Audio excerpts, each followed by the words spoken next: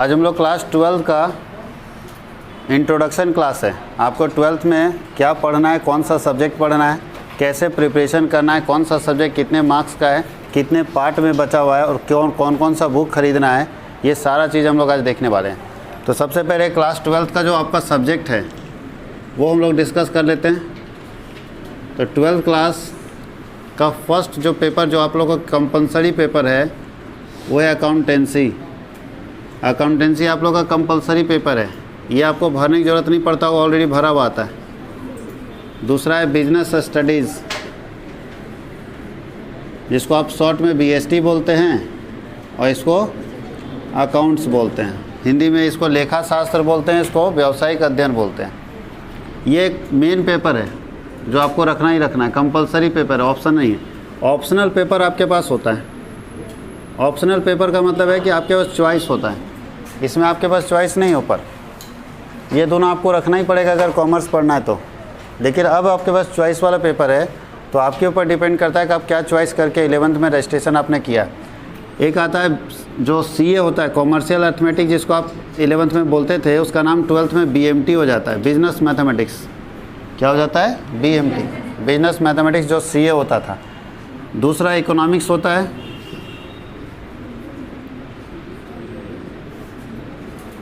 और तीसरा होता है ETP, एंटरप्रेन्योरशिप होता है। बहुत सारे बच्चे कंप्यूटर साइंस भी रख लेते हैं, CMS बोलते हैं इसको, कंप्यूटर साइंस। आपको ध्यान देना है, इसमें से any 2, कोई दो ही आपको सेलेक्ट करना है। ये 4 ऑप्शनल पेपर है, जिसमें से कोई 2 पेपर आप चुन सकते हैं, जो आपको लगता है कि मेरे लिए ज़्यादा अच्छा है, वो चुन चुके हैं आप लोग। 11th के रजिस्ट्रेशन के टाइम में जो आपने चुन लिया वही आपका मेन पेपर है, उसी को आपको याद रखना होगा। सारे बच्चे को अपना रजिस्ट्रेशन के समय का पेपर ज़रूर पता होना चाहिए। नहीं पता है तो अपने स्कूल से, कॉलेज से, जहाँ भी एडमिशन है वहाँ पता कर लीजिए कि कौन सा पेपर है। ऐसा ना हो कि जैसे अभी 12th का एक बच्चा का केस आ रहा था, वो पूरा साल पढ़ा है BMT और भरा था वहाँ मैथ्स का मतलब साइंस वाला, मैथमेटिक्स भर दिया और पढ़ा है BMT। अब उसके ध्यान में नहीं है, वो ना हमसे कभी बात किया ना कुछ किया। आज उसका एडमिट कार्ड में आ गया मैथमेटिक्स और एग्ज़ाम का डेट वहाँ चेंज है, तब फ़ोन करता, बताओ अचानक क्या हो जाएगा 15 दिन में? साइंस वाला मैथ पढ़ लेगा वो 15 दिन में? तो बहुत मुश्किल है उसके लिए। और सबसे बड़ा उसको एक और चीज़ पता चल जाता है, अगर टर्म 1 का एग्ज़ाम हो जाता तो वहाँ भी पता चल जाता। टर्म 1 में उसका दूसरा सब्जेक्ट हो जाता, लेकिन टर्म 1 का भी 12th का एग्ज़ाम नहीं हुआ, फिर बच्चा फेल करेगा और कोई उपाय नहीं। पिछले बार भी इसी तरह एक बच्चा फेल किया था। तो आप अपना सब्जेक्ट जरूर चुनें। अगर कोई बच्चा मैथ भरा है तो अभी भी जाके कॉलेज में चेंज करवा सकते हैं, ठीक है? थोड़ा खर्च होगा, खर्च करके उसको चेंज, लेकिन ये सब्जेक्ट आपका यही है, यही भरना आपको। इसलिए हम शॉर्ट में लिख दे रहे हैं, क्या भरना है? BMT। चारों में से कोई एक भर दीजिए। वैसे कॉमर्स के बच्चों के लिए BMT और इकोनॉमिक्स ठीक है, लेकिन जिनका बिजनेस मैथ्स ठीक नहीं है, जिनको लगता है मेरा मैथ्स स्ट्रॉन्ग नहीं है, वो बच्चे ETP ले सकते हैं। लेकिन कंप्यूटर साइंस का कॉमर्स में कोई रिलेवेंस नहीं है, इसका कॉमर्स के लिए कोई मतलब नहीं है। अब बच्चा क्यों ले लेता है पता नहीं, लेकिन इसका कोई मकाम नहीं कॉमर्स में। कॉमर्स के लिए या तो आप BMT चूज करो, इकोनॉमिक्स चूज करो, ये दोनों पेपर के साथ, या तो BMT की जगह आप ETP चूज करो। अगर मैथ्स आपका अच्छा नहीं है तो, लगता है किसी बच्चे को मैथ्स मेरा ठीक नहीं है, तो मैथ्स के जगह पे उसको ETP चुनना चाहिए। इसका कोई मतलब नहीं है, कॉमर्स वाले बच्चे के लिए इसका कोई मतलब नहीं और आगे कोई काम भी नहीं देने वाला है। लेकिन फिर भी बच्चा प्रैक्टिकल के चक्कर में चुन लेता है कि 30 नंबर का प्रैक्टिकल है, ठीक है? बाकी उनको भी नहीं मालूम जो चुने कि क्यों चुने, बस यही चुने कि 30 नंबर का प्रैक्टिकल है, कॉलेज वाला बोला था पास हो जाओगे। नहीं, कॉलेज वाला बोला था पास हो जाओगे, इस चक्कर में इसने ये Paper चुन लिया, नहीं तो उसका कोई लाइफ नहीं आपके लिए। कॉमर्स के दुनिया में रहना तो इसका कोई मतलब नहीं। एक जो आप लोग को MIL पेपर होता है, ये एक हिंदी होता है, इसको कोर पेपर बोलते हैं। हिंदी होता है या तो इंग्लिश होता है। अब आपको चुनना होता है कि आप कौन सा लैंग्वेज पेपर, भी इसको हम लोग बोलते हैं, कोर पेपर बोलिए, लैंग्वेज पेपर बोलिए, या लैंग्वेज पेपर। ये क्या है? MIL का मतलब क्या होता है? मॉडर्न इंडियन लैंग्वेज ही होता है। L का मतलब लैंग्वेज पेपर। तो जो लैंग्वेज पेपर होगा, कोर पेपर होगा, या तो हिंदी होगा या तो इंग्लिश होगा, दोनों में से कोई एक चुनेंगे। आप या तो हिंदी चुनेंगे अगर हिंदी में पढ़ना है तो, और अगर इंग्लिश पढ़ना चाहते हैं तो इंग्लिश चुनेंगे। कोई दिक्कत है? यहाँ इंग्लिश चुनने का ये मतलब नहीं होता है कि सारा पेपर इंग्लिश में लिखना है, ऐसा नहीं होता है। अगर यहाँ आप इंग्लिश चुन लिए, इंग्लिश कोर रखे हुए, तो इसका ये मतलब मत समझ लीजिएगा कि सर सारा पेपर इंग्लिश में लिखना होगा, ऐसा नहीं है भाई। आप सिर्फ अपना कोर पेपर इंग्लिश चुने हुए, आपको ये सारे पेपर का आंसर जिसमें लिखना लिखिए, हिंदी में लिखना है हिंदी में लिखिए, इंग्लिश में लिखना है इंग्लिश में लिखिए, जो आपके लिए अच्छा है उसमें लिखिए। ये सिर्फ आपने कोर पेपर चुना है। अब सबको इंग्लिश में लिखने के लिए आपको यहाँ नहीं, जब आप फॉर्म भरेंगे, रजिस्ट्रेशन का फॉर्म भरेंगे तो वहाँ आया होगा एक ऑप्शन मीडियम ऑफ एग्जामिनेशन, कि एग्जामिनेशन का मीडियम कौन सा, वहाँ आपने जो टिक मारा है उसमें आप एग्जामिनेशन लिखोगे। अगर वहाँ हिंदी मारे हैं तो हिंदी में लिखेंगे और इंग्लिश मारे तो इंग्लिश में लिखेंगे। कोई दिक्कत है? तो आप किस में लिखेंगे उसके लिए मीडियम ऑफ एग्जामिनेशन आता है। उसके लिए जब आप एग्ज़ाम देने जाओगे तो वहाँ पूछा जाता है स्क्रिप्ट, लिपि पूछा जाता है, कौन सी लिपि में लिखना चाहते हैं। जो हिंदी वाले हो तो वहाँ देवनागरी लिखते हैं और इंग्लिश वाले क्या लिख देते हैं, रोमन लिख देते हैं, क्योंकि हमको इंग्लिश में लिखना है। तो जो स्क्रिप्ट है वहाँ पूछा जाता है कि आप किस में लिखना चाहते हैं। तो अभी आप दोनों में से कोई भी पेपर रख सकते हैं, या तो हिंदी कोर या तो इंग्लिश कोर, जिसमें आप स्ट्रॉन्ग है, जो आप पढ़ना चाहते हैं, इंटरेस्टेड हैं, वो पेपर आप इसमें चुन सकते हैं। कोई दिक्कत किसी को? लेकिन हमारा सजेशन ये रहेगा कि अकाउंट्स बीएससी तो है ही, वैसे सजेशन अब देने से क्या फ़ायदा, सबका रजिस्ट्रेशन हो चुका है, बीएमटी, इकोनॉमिक्स, एटीपी। कोई दिक्कत है? और हमारे यहाँ जो क्लासेस होंगे वो चार, ये देखो ये चारों ऑप्शनल पेपर के होते हैं, ये ऑप्शनल पेपर चारों के क्लास होते हैं, और ये तो होगा ही होगा। ये तो मेरा मेन पेपर है, कोर पेपर है, तो ये तो होना ही है। ये चारों ऑप्शनल के होते हैं और सब बच्चे का ऑप्शनल पेपर अलग अलग रहता है। तो जो आपको रूटीन मिलेगा 2 घंटे का, अभी तो 1 घंटा चलेगा, कुछ दिन के बाद 2 घंटा चलेगा, तो 2 घंटे का जब क्लास का रूटीन मिलेगा उसमें से कोर पेपर जो है वो 7 दिन कंटिन्यू चलेगा। 4 दिन ये पढ़ाएंगे और 3 दिन ये पढ़ाएंगे। 4 और 3 का कॉम्बिनेशन हमेशा ये रहेगा सालों भर 1 घंटे का। और 1 घंटा जो बचेगा वो आपका ये ऑप्शनल पेपर में से रहेगा। आप सोचिए कि सारे, किसी बच्चे का चारों तो नहीं हो सकता है ना, तो किसी बच्चे का ये 2 दिन रहेगा, ये 2 दिन रहेगा, ये 2 दिन रहेगा, समझ गए? तो 6 दिन हो गया। इस तरह से ये रूटीन सेटअप रहेगा। 2 दिन बीएमटी पढ़ाएंगे, 2 दिन इकोनॉमिक्स, 2 दिन ईटीपी, तो उससे होगा सब कुछ कंटिन्यू होता जाएगा। और सीएमएस का भी 6 दिन क्लास चलेगा। तो ये सारे पेपर यहाँ पे हो जाएंगे आपके। ये है आपका सब्जेक्ट। अब सवाल है कि एग्जामिनेशन कैसे लिखना है। तो अगर हम लोग मेन पेपर की बात करें, जिसको हम लोग अभी शुरू करेंगे, वो है अकाउंटेंसी। तो अकाउंटेंसी जो है 100 मार्क्स का पेपर है, और 100 मार्क्स को कैसे कैसे बांट दिए हैं। तो जो 100 नंबर है उसमें से एग्ज़ाम आपको कितने का देना है, 80 का। कितने मार्क्स का एग्ज़ाम लिखना है, 80 का। और प्रोजेक्ट रिपोर्ट होता है कितने का, 20 मार्क्स का प्रोजेक्ट रिपोर्ट है। किसी को कोई दिक्कत है? 20 मार्क्स का क्या है, प्रोजेक्ट रिपोर्ट। तो 80 और 20 कितना हो गया, 100 नंबर हो गया। अब 20 नंबर का जो प्रोजेक्ट रिपोर्ट है, ये तो कॉलेज आपको देगा साल के लास्ट में। देखिए अभी दे रहा है 12th वाले को प्रोजेक्ट रिपोर्ट, तो ये कॉलेज के जिम्मे है। प्रैक्टिकल एग्जामिनेशन होता है, ये छोड़ दीजिए। आपको पढ़ना कितना है, इसी को लेके आपको आगे बढ़ना, और इसी में आपको अपना बहादुरी दिखाना है कि आप कितने तेज़ हैं। वो तो कॉलेज के भरोसे मिल जाता है। तो जो एग्ज़ाम्स 80 का होने वाला है वो 2 पार्ट में होता है। पार्ट ए, यानी ये 80 नंबर का जो बुक है ना, वो 2 पार्ट में बटा हुआ, पार्ट ए और पार्ट बी। 2 पार्ट में आपका बुक बटा हुआ है। पार्ट ए होगा 60 मार्क्स का, 60 नंबर का पार्ट ए पढ़ना है, और ये होगा 20 मार्क्स का। पार्ट बी 20 नंबर का पढ़ना। सिर्फ अकाउंट्स को हम क्लासीफाई कर रहे हैं, एक एक करके सारे सब्जेक्ट के बारे में बताएंगे। जब तक आप ये नहीं समझेंगे कि कैसे पढ़ना है, कितना पढ़ना है, किस चैप्टर से कितना मार्क्स का क्वेश्चन आएगा, कुछ आइडिया नहीं रहेगा, तो फिर वही हो गया कि नाव लेके समुद्र में चले और पता नहीं किधर ठिकाना है। और जिस बच्चे को ठिकाना नहीं पता चलेगा, वो अपने दिमाग से कोई स्ट्रेटजी नहीं बना सकता है, प्लान नहीं बना सकता। और जब तक आप पढ़ने के लिए कोई प्लान नहीं बनाएंगे, आप सक्सेस नहीं होंगे। पास होना अलग बात है, पास तो ऐसे ही हो जाएगा। पास के लिए आप नहीं पढ़ रहे हो। अगर आप पास के लिए पढ़ रहे हो तो फिर उतना खर्च करने की कोई ज़रूरत ही नहीं है। अगर कुछ करने के लिए पढ़ रहे हो तब आपको ज़रूरत है। इसलिए पास होने के लिए आप नहीं पढ़ रहे हैं। आपके दिमाग में एकदम पिक्चर क्लियर होना चाहिए कि कौन सा चैप्टर से कितना मार्क्स का क्वेश्चन आएगा, कौन सा टॉपिक मेरे लिए इंपॉर्टेंट है, किसके ऊपर ज़्यादा फोकस करना चाहिए, किसके ऊपर कम फोकस करना चाहिए। ये प्लान जब तक हमारे दिमाग में ये सब पिक्चर क्लियर नहीं रहेगा, आप बना नहीं सकते हो। इसलिए प्लान आप बनाओगे तभी जब ये सारी बातें आपको पहले से पता हो। अब ये जो 60 नंबर का पार्ट ए है, 2 बुक है समझो, पार्ट ए और पार्ट बी। 60 नंबर में 3 चैप्टर आपको पढ़ना है, 3 टॉपिक। पहला टॉपिक है पार्टनरशिप, वैसे इसको एनपीओ बोल सकते हैं। एनपीओ का फुल फॉर्म हो गया non profit organisation. Non profit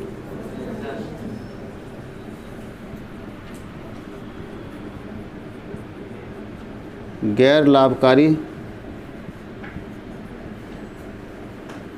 संगठन। दूसरा आता है पार्टनरशिप,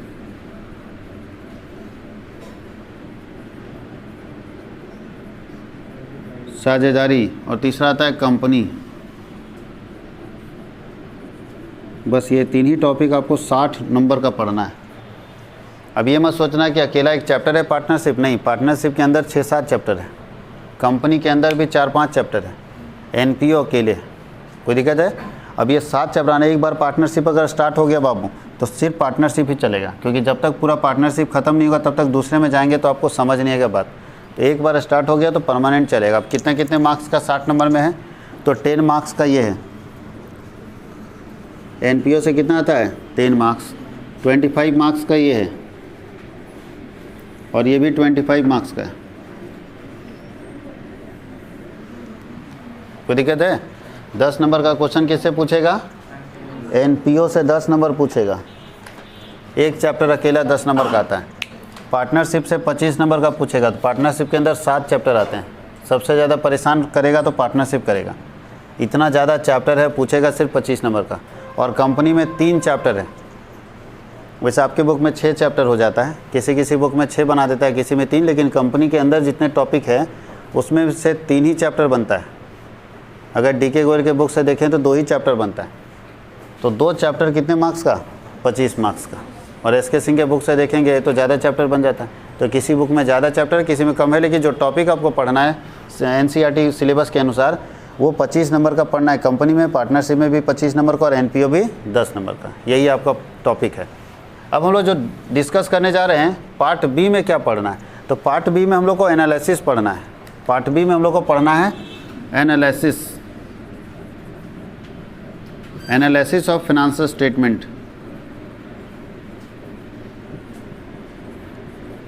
इसके बहुत सारे टूल्स हैं, तो ये भी 20 नंबर का होगा, वो तो ऊपर लिखा हुआ भी है।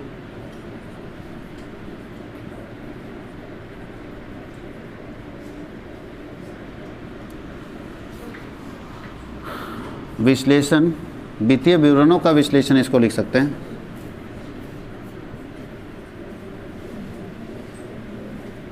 वित्तीय विवरणों का विश्लेषण। ये कितने मार्क्स का होगा? तो 20 मार्क्स का होगा। इसमें बहुत सारे चैप्टर इसके अंदर भी पढ़ने हैं 20 नंबर में। ये मत सोचिएगा कि एक चैप्टर अकेला 20 नंबर का, बहुत सारे चैप्टर्स मिला के 20 नंबर है। ये हमारा पूरा अकाउंट्स का पैटर्न है कि कैसे कैसे पढ़ना है, कौन कितने मार्क्स का। देखिए टोटल मिला के आ रहा है 80, 10, 25, 25, 25, 25, 50 और 10 60 हो गया, और 20 80 हो गया। ये 80 मार्क्स को हम लोग डिस्क्राइब कर रहे थे। 20 नंबर आपका प्रोजेक्ट वर्क हो गया। टोटल मिला के कितना मार्क्स हो गया? 100 मार्क्स हो गया। ये सिर्फ अकाउंट्स का पैटर्न है कि अकाउंट्स में कैसे कैसे पढ़ना है। फिर हम लोग को पढ़ना है बिजनेस स्टडी के अंदर कैसे पढ़ना है। फिर हम लोग देखेंगे कि बिजनेस मैथमेटिक्स में कैसे पढ़ना है। सब में 2 पार्ट है। बिजनेस स्टडी में भी 2 पार्ट है, जैसे इसमें पार्ट ए पार्ट बी है ना, उसी तरह बिजनेस स्टडी के अंदर भी 2 पार्ट है, बीएमटी के अंदर भी 2 पार्ट है, इकोनॉमिक्स के अंदर भी 2 पार्ट है, ईटीपी में 2 पार्ट नहीं है। हालांकि इसमें भी पार्ट ए पार्ट बी बोल सकते हैं, लेकिन ये सब के अंदर 2-2 पार्ट है, पार्ट ए और पार्ट बी। पार्ट ए अलग है और पार्ट बी अलग है। पार्ट ए का अलग कनेक्शन और पार्ट बी का अलग कनेक्शन होगा। दोनों अलग अलग हैं, एक दूसरे के ऊपर डिपेंडेड है। कोई दिक्कत है? अगर पार्ट ए आपका ठीक है तो पार्ट बी ठीक है। कुछ कुछ जगह पे पार्ट ए अलग दुनिया है, पार्ट बी का अलग दुनिया है। जैसे इकोनॉमिक्स में देखिए, पार्ट ए में माइक्रो पढ़ना है तो पार्ट बी के अंदर मैक्रो इकोनॉमिक्स पढ़ना है। बिजनेस स्टडी में पार्ट ए में अगर मैनेजमेंट पढ़ना है, ठीक है, इंट्रोडक्शन ऑफ मैनेजमेंट, तो पार्ट बी में टाइप्स ऑफ मैनेजमेंट पढ़ना है, या ब्रांचेज ऑफ मैनेजमेंट पढ़ना है, या स्कोप ऑफ मैनेजमेंट पढ़ना है। बीएमटी के अंदर पार्ट ए में पार्ट ए में पूरा साइंस वाला जो प्योर मैथमेटिक्स है वो पढ़ना है, और पार्ट बी में स्टैटिस्टिक्स पढ़ना है पूरा, इसलिए उसका नाम ही है बिजनेस मैथमेटिक्स। तो सब में पार्ट ए पार्ट बी करके बटा हुआ है। 50 में किसी के 50-50 है, किसी में 40-60 है। इस तरह से पार्ट बाई पार्ट बटा हुआ है। हम लोग एक एक करके देखते चले जाएंगे जैसे जैसे पेपर स्टार्ट करेंगे कि कौन सा पेपर कितने मार्क्स का है और उसको कैसे पढ़ना चाहिए। तो हो गया कि कितने मार्क्स का पेपर है।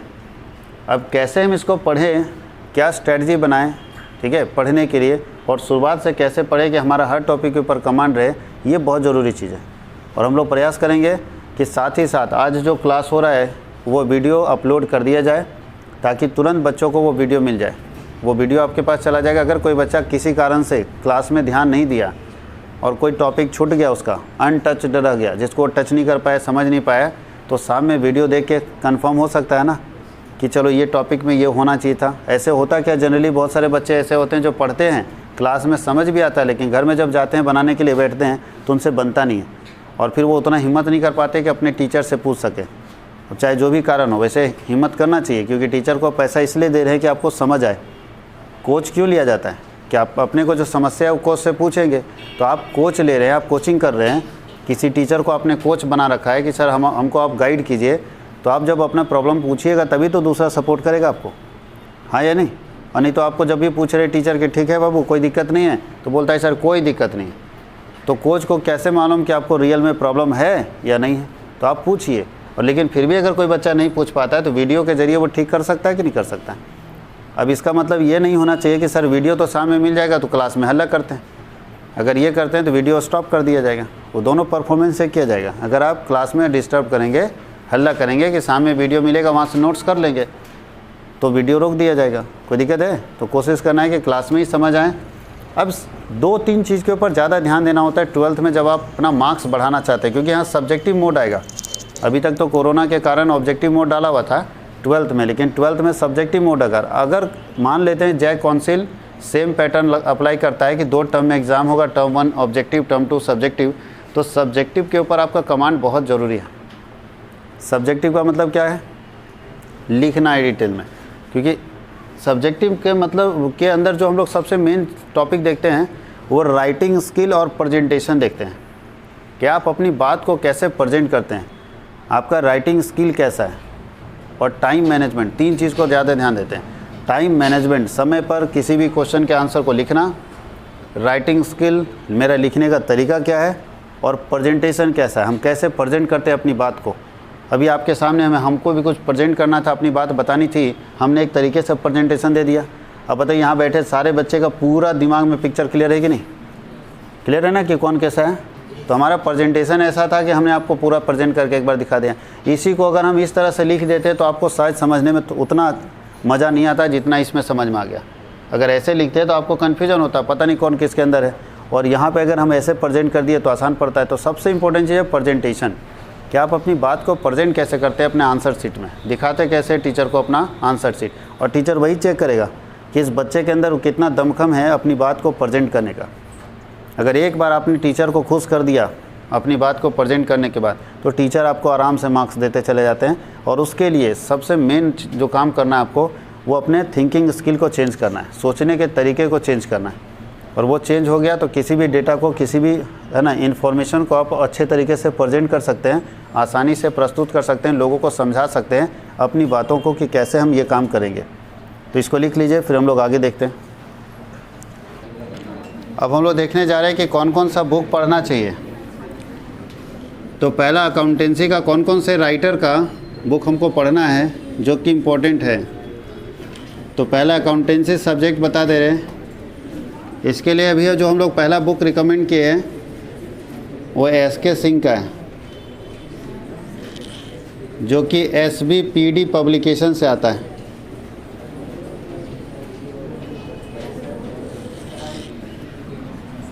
सबसे पहले नंबर पे वे। दूसरा बुक इसके अलावा अगर आप लोग और प्रैक्टिस करना चाहते हैं तो J सोनार का है। और इसके अलावा एक और बुक है DK गोयल का। DK गोयल का बुक सबसे बढ़िया बुक है, लेकिन तीसरे नंबर पर इसलिए है क्योंकि ये जैक बोर्ड के अकॉर्डिंग नहीं रहता है। इसका जो सिलेबस होता है वो CBSE बोर्ड के अकॉर्डिंग होता है, और आप सभी बच्चे हैं जैक बोर्ड के। तो जैक बोर्ड में ये दोनों बुक बेस्ट बुक माना जाता है। लेकिन हम लोग, अब बताओ 3 बुक नहीं खरीदना पड़ेगा आपको, परेशान मत रहो। आप लोगों को कौन सा बुक लेना है? रिवीजन हम लोग कराएंगे इससे, और गोयल का जो बच्चे पढ़ना चाहेंगे उसका सेपरेट बैच बनाएंगे, क्योंकि गोयल के लिए हमको CBSE वाला है ना सिस्टम से पढ़ाना होगा। तो उसके लिए सेपरेट बैच बनेगा DK गोयल के लिए शाम में, या तो जो भी टाइम सब सूटेबल होगा, सूटेबल टाइम में। तो अभी सब लोगों के लिए जो बुक खरीदना है वो SK सिंह का खरीदना है। ध्यान ये रहे कि कभी भी अकाउंटेंसी का बुक पुराना ना खरीदें, क्योंकि हर साल इसमें कुछ ना कुछ चेंज आता है। इसलिए आप इसमें पुराना बुक खरीदेंगे तो पछताएंगे, जैसे आप 11th में परेशान हो रहे थे। आप कभी भी अकाउंटेंसी का पुराना बुक ना लें, एकदम लेटेस्ट बुक लें, चाहे जहाँ से भी ले लेटेस्ट बुक। और कहीं किसी को दिक्कत होगा तो ऑफिस से भी कलेक्ट कर लें, ऑफिस में मिल जाएगा आपको। दूसरा बिजनेस स्टडीज़,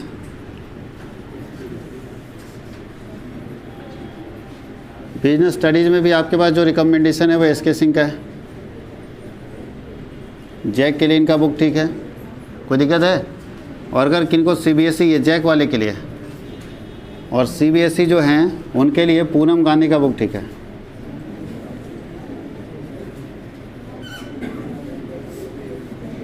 ये सीबीएसई के लिए बेटर है। तो आप लोग जैक वाले को रिकमेंड किया जाता है एसके सिंह, आप इसको पढ़ेंगे। ये बुक पुराना रहेगा तो चलेगा, सुन लीजिए। ये बुक अगर 1-2 साल पुराना, मतलब ये नहीं कि 1970 वाला उठा के लेते आएंगे, वो बुक नहीं होना चाहिए। पुराना मतलब 1-2 साल पहले का अगर कहीं से जुगाड़ हो जाता है तो काम चल जाएगा। ये बुक में दिक्कत नहीं है, इसमें ज़्यादा चेंज नहीं होता है। 1 साल अगर पहले का है तो काम कर जाएगा, बहुत ज़्यादा चेंज नहीं होता है, थोड़ा मोड़ा चेंज होता है। तो अगर कहीं 1-2 जगह पे मिस्टेक नज़र आएगा तो अपने पुराने बुक में लिख लेना है, जब हम पढ़ाएंगे तो बताएंगे आपको। तो जहाँ लगेगा चेंज है वहाँ पे अपने बुक में चेंज कर लेना है। तो 1-2 जगह पे चेंज होगा, ज़्यादा चेंज नहीं होता है। तो इसका पुराना बुक भी आप खरीद सकते हो, ठीक है। यहाँ देखिए हम न्यू और ओल्ड लिख देते हैं। इसका जब भी बुक चाहिए तो कौन सा चाहिए, इसमें पुराना लोगे भाई तो आप समझते रहना। इसमें आप ओल्ड भी ले सकते हो और न्यू भी ले सकते हो। अगर ओल्ड नहीं मिलेगा तो क्या करोगे, नया ही ना लोगे, हाँ या नहीं। लेकिन इसमें अब हम लोग यहाँ क्वेश्चन नंबर 35 बना रहे हैं, सबको पेज नंबर बता दिए 35 निकालो। अब आप पुराना बुक लेके आ गए, आप में 35 मिल ही नहीं रहा है।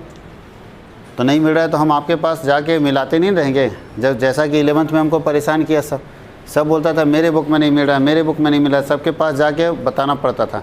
वो गलती 12th में ना करें। तीसरा बुक है इकोनॉमिक्स। इकोनॉमिक्स, अच्छा इकोनॉमिक्स हो या ईटीपी हो, ठीक है, ये दोनों बुक भी आपको एसके सिंह का ले लेना है। वैसे एसके सिंह का नहीं आता, अनुपम अग्रवाल का आता है इकोनॉमिक्स। ईटीपी अलग अलग कर देते हैं। इसका भी एसबीपीडी पब्लिकेशन का आता है, अनुपम अग्रवाल का। और चौथा ईटीपी का क्या आएगा, तो ईटीपी भी एसके सिंह का आएगा। सारा का सारा एसबीपीडी पब्लिकेशन है।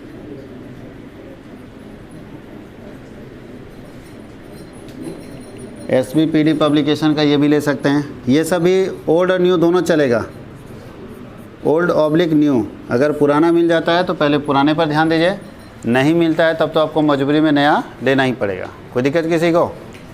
और लेकिन बुक सबके पास होना चाहिए, ये बात होता है। अगर अच्छे से पढ़ना चाहते हो तो बुक सबके पास होना चाहिए। और एक पेपर है बीएमटी, बिजनेस मैथमेटिक्स, ये हमेशा न्यू बुक चलेगा, ओल्ड नहीं। और ये भी आप एसके सिंह का ही लेंगे, यानी सारा का सारा एसबीपीडी पब्लिकेशन का बुक ले लेना है। किसी को कोई दिक्कत है? समझ गए?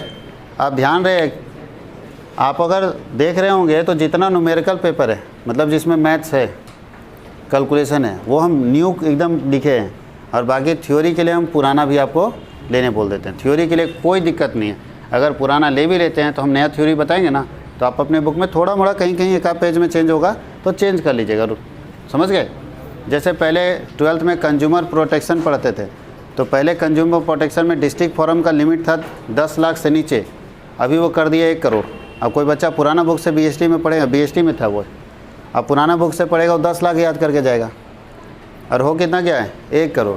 अब वो चारों ऑप्शन में से दोनों लिखा रहता है, 10 लाख भी लिखा रहता है और 1 करोड़ भी लिखा रहता है। जो पुराना बुक पढ़ के गया वो 10 लाख मार के आएगा, और जो नया पढ़ के गया 1 करोड़ मार के आएगा। किसका सही है? दोनों के उसके बुक के हिसाब सही है। एक बच्चा बोल रहा है मेरे किताब में तो 10 लाख लिखा हुआ है, और एक बोलता है मेरे में 1 करोड़ लिखा हुआ है। लेकिन भाई जो लेटेस्ट खरीदा है उसको फ़ायदा होगा। तो वैसे ये तीनों थ्योरी वाला पेपर आप ओल्ड न्यू दोनों में से जो मिलता है, 1-2 साल पुराना मिलता है तो ले सकते हो, कोई दिक्कत नहीं है। लेकिन ये और ये बुक कभी भी पुराना आप ना ले, मेरा रिकमेंडेशन है, सुझाव है आप लोगों से कि ये दोनों बुक पुराना ना लें, क्योंकि हमेशा आप कहीं ना कहीं धोखा खाएंगे। अरे पुराना बुक में भी 50% लग ही जाता है, और नया बुक में कितना लगता है? पुराना बुक अगर 50% में लेते हैं तो नया बुक 80% में लेते हैं। 20% छूट मिलता है ना दुकान में, तो 80% में नया बुक, तो 30% बचाने के चक्कर में पूरे साल परेशान रहेंगे। तो ये आपके ऊपर है। हमारा ये रिकमेंडेशन है कि कभी भी अकाउंट्स और बीएमटी का बुक पुराना ना लें, बाकी बुक पुराना ले, कोई दिक्कत नहीं हमको, कोई तकलीफ़। ये हो गया कि कौन कौन से बुक्स आपको लेने हैं, ठीक है। CBSE वाले का ETP नहीं होता, इसलिए यहाँ ETP का बुक का ज़रूरत नहीं। CBSE वाले मैथ्स खरीदते हैं तो मैथ्स का बुक सेम रहेगा। कहाँ मैथ्स, इधर है, मैथ्स का बुक सेम रहेगा, इकोनॉमिक्स का भी सेम रहेगा, ठीक है। ये BST का पूनम गांधी और ये इधर गोयल का लेते हैं। CBSE वाले जो होते हैं वो उनके लिए बुक का रिकमेंडेशन होता है, तो उनका बुक हम सेपरेट रिकमेंड कर देंगे ऑफिस में। ये जैक वाले के लिए है जो जैक में बुक खरीदना चाहेंगे। तो कौन कौन सा बुक रिकमेंड हुआ है? ये हो गया स्केचिंग, यहाँ पे भी SBPD पब्लिकेशन, कोई दिक्कत किसी को?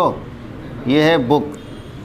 अब सवाल ये है कि सर 4 सब्जेक्ट अपना है, जो भी 4 सब्जेक्ट होगा इसमें से 4 सब्जेक्ट आपके पास है, तो चारों सब्जेक्ट का शुरुआत से ही सेपरेट नोट्स बनाइए।